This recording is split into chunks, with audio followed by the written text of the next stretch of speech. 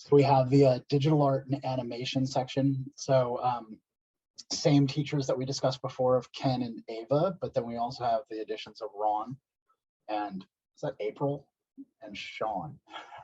So and so we're gonna have so digital art fluency is something that's really important just in general. As you head down the course of art production, you want to add the ability to use digital to your toolbox and overall. It can show up in all versions of portfolios, from AP to supplemental to art, and particularly art majors. They really need a lot of digital, but it helps everyone. And all those traditional skills that we've been talking about up to this point, they all translate into digital. So the color theory stuff, the value stuff, the proportional drawing, all these things just make digital, like your digital work, that much stronger as you get into it. So it's a highly recommended skill in general to add to your toolbox and for speed of production. And we have multiple different things here. We have the digital art and animation track. So the schedule that we see here, where we'll have 3D modeling, which 3D modeling is sculpture within 3D space and 3D objects for multiple different uses. Then we have all the different Photoshop-based classes of the introductory, beginner, intermediate, and advanced. But you're also going to see the animation-based camps that you're seeing with Ken, where they start getting a little bit more advanced and handling more difficult skills. This is also where you're going to see the graphic design based camps. This is in the digital camps, which is also the intermediate advanced. And we'll start talking about some of those as well. Whoa.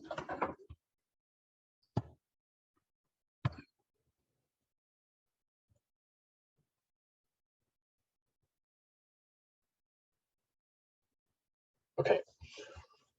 So beginner, intermediate, digital drawing is where you're going to be focusing on Photoshop, and you are going to be learning how to navigate the program, the basic functions of the program, how to draw and paint with the program, and take those, as we said, technical drawing and color-based skills and apply them into the digital medium, the media itself.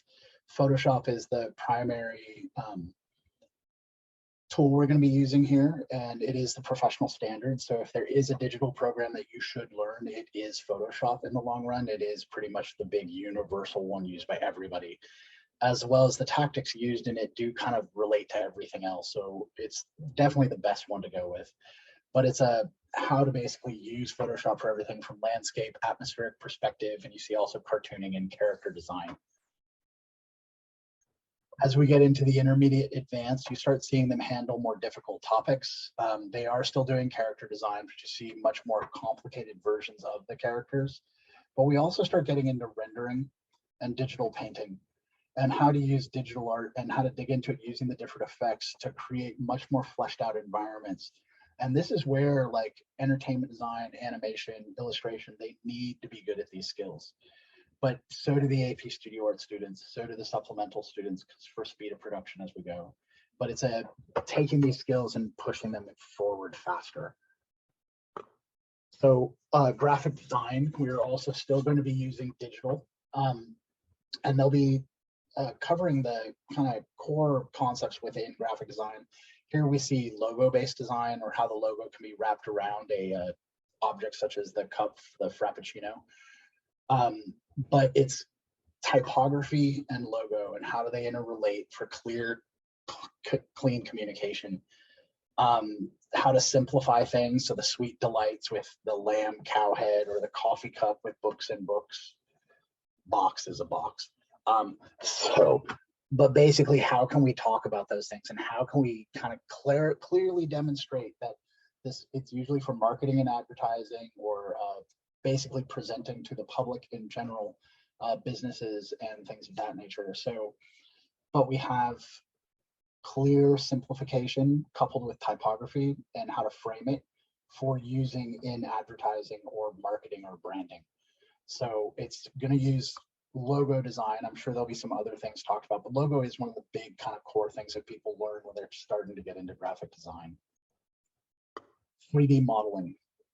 This is the Maya type stuff. 3D modeling is actually a really, really good and important skill for a variety of majors. A lot of people tend to think it's more for, I mean, there is like industrial design and environment and interior design, or say for animators who are doing 3D type modeling design like Pixar and all that kind of stuff. But in fact, there's a whole lineup of skills that people use Maya for. Like entertainment designers tend to want to learn how to use Maya because it gives them the ability to build, say, wireframe 3D structures that simplify and streamline their production process into painting on top of them. Say if they're designing a vehicle or something like that, they can create a 3D model and then paint it. And a lot of our students have started to kind of started doing that, and it's something professionals do in the field for speed of production. So Maya is a very important program for a broad selection of people that are going into the digital arts and production arts. It's also kind of a really cool program, if you ask me.